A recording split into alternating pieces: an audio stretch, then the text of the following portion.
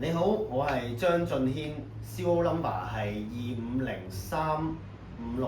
咁我哋嘅班級名就係 EG524702 1A 1A。係啦，咁我係陳文龍啦，咁學生編號係25034564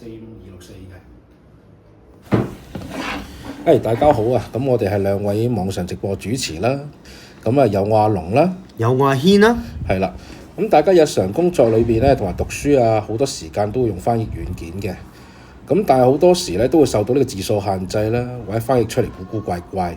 咁今次我哋會介紹翻呢一個比較冷門嘅 AI 應用軟件嘅，咁佢嘅名叫沉浸式翻譯，係啦，希望大家會中意啦。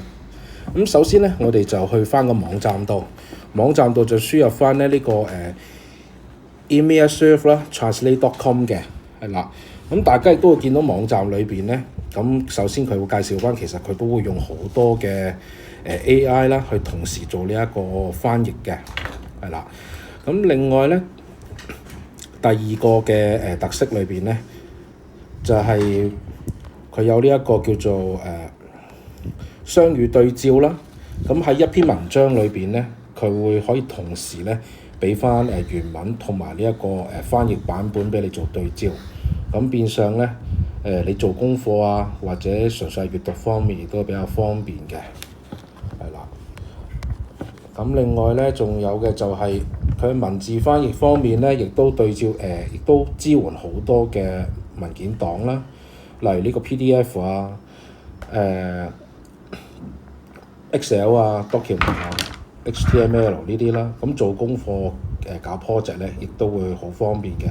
咁變相地唔使你喺個翻譯或者原文度跳嚟跳去。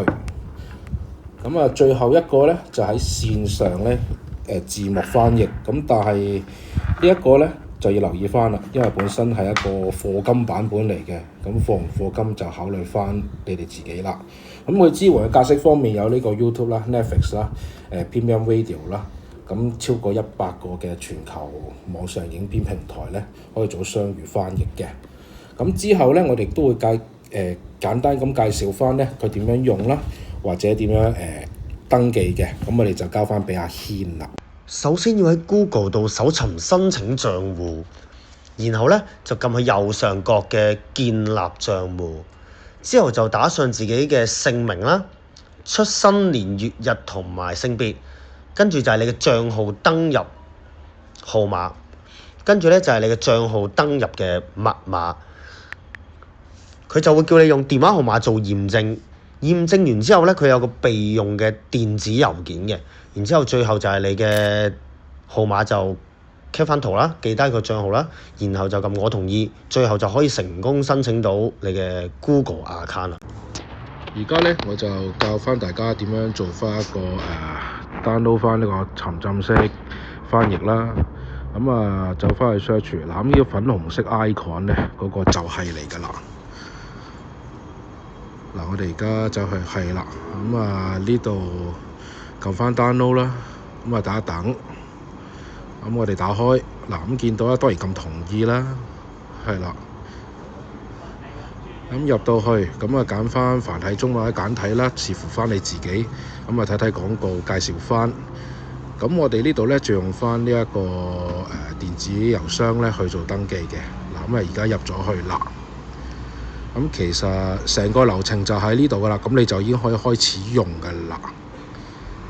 而家為大家示範點樣用沉浸式翻譯去揾英文報紙。喺內容度打完呢一個網站之後啦，其實你都可以見到佢而家係英文嚟嘅。咁你只要撳下面嗰個粉紅色掣，佢就會變咗中英翻譯啦。咁無論喺學習方面啦，或者閱讀方面咧，都會變得更加容易同埋更加清晰嘅。而家為大家示範，如果遇到工作上需要睇英文嘅網站，應該點做咧？咁我哋只要喺呢個 Apps 度打自己需要嘅材料之後啦，咁然之後咧，佢就會入翻去嗰個相應嘅網站。咁你揀翻你自己需要睇嘅其中一樣嘢啦，然之後咧，你就會見到全部英文啦。咁下面有一個紅色嘅 A 字，你撳完之後咧，佢就會幫你成個網站咁翻譯㗎啦。無論係你撳入去定係一路撳入去唔同嘅嘢啦，其實佢都會自動咧幫你做翻一個中英翻譯嘅對照，咁啊方便你睇中文又可以睇到英文嘅。而沉浸式翻譯佢免費嘅功能咧，其實都已經好完善㗎啦，可以當一個瀏覽器咁嘅形式去做翻一個即時嘅雙語翻譯啦。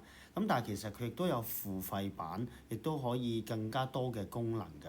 咁啊，例如我哋一陣間會教大家如何去付費啦，同埋佢其中一個我認為比較有用嘅功能嘅，就係翻譯 PDF 檔。而家就會手把手教大家如何去成為付費嘅會員啦。右上角有 update 呢一個字，撳咗入去之後呢，只要你挑選屬於自己嘅計劃，撳訂閱之後呢，你就可以透過唔同嘅形式去付費啦。咁我而家就透過 Apple Pay Visa 去做嘅。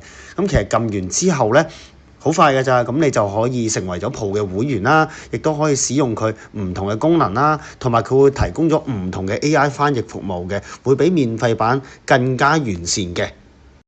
而家為大家呈現如何用 PDF 檔咧做雙語翻譯。上面咧有個中文個字嘅，咁你撳完入去之後啦，就跟住呢一個程序撳，跟住你就登入翻你自己嗰個 Gmail 或者 Apple 啦 ID 啦，然之後咧佢就會彈咗一個網頁出嚟嘅，跟住你又翻去你自己嘅 PDF 檔度啦，然之後咧就撳翻上面中文嗰個字眼啦，然之後咧就撳點選翻譯 PDF 四指觸控嘅，記得要開埋呢一個 AI 動態咁樣啦。咁撳入去嗰度之後啦，佢就會咧將你成份 PDF 檔咧中英做翻個對照，擺翻喺左右。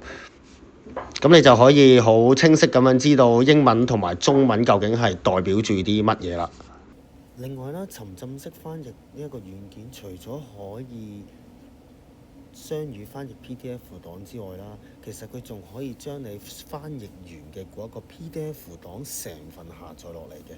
咁而家我就為大家示範點樣做。我哋只要打開佢嘅網頁啦，右上角有3個橫線之後咧，你就撳個人中心啦，然之後咧你就撳文件翻譯，跟住就可以打開你想翻譯嘅文件啦。例如我而家想翻譯呢一份啦，咁撳咗入去之後咧，其實佢就會幫你做翻個雙語翻譯之外啦。咁咧，跟住你再撳呢3個橫線啦，其實你可以匯出 PDF 檔，然之後咧就撳呢個正方形上面有個箭嘴呢個匯出掣，跟住你將佢儲存落檔案咧，其實咧佢就已經可以變成一個雙語翻譯嘅檔案啦。咁而家咧我哋就打開睇睇嗱，咁佢就喺個檔案入邊啦，同一時間亦都做咗雙語翻譯，咁就唔需要每一次都去翻譯呢一份嘅，例如我呢一份嘅文件啦。咁最後咧，沉浸式翻譯咧，咁其實喺我哋呢個學生啦，或者老人家閱讀啊，小朋友做功課咧，都常用到嘅。咁啊，下至可能只係1-2句文字啦，咁啊上至可能整篇論文啊、文章啊、搞 project 咧，咁都會用到嘅。咁我都比較建議咧，大家都試下用呢一個軟件，係啦。沉浸式翻譯除咗喺學習方面使用之外啦，其實無論係你日常生活啦、工作啦，甚至教育用途咧，都係非常之適合嘅。即係例如我哋日常生活會見到好多嘅 menu，其實佢係英文嘅。咁啊好多時候咧要用翻譯軟件咧，就會令到件事咧冇咁流暢。咁如果用咗我哋嘅雙語翻譯之後咧，變相咧你就可以中英對照睇得一清二楚啦。咁甚至教學用途咧都可以提供一個雙語嘅翻譯，去俾唔同嘅學生去做一個作為參考同學習嘅。好啦，就係咁多啦。拜拜。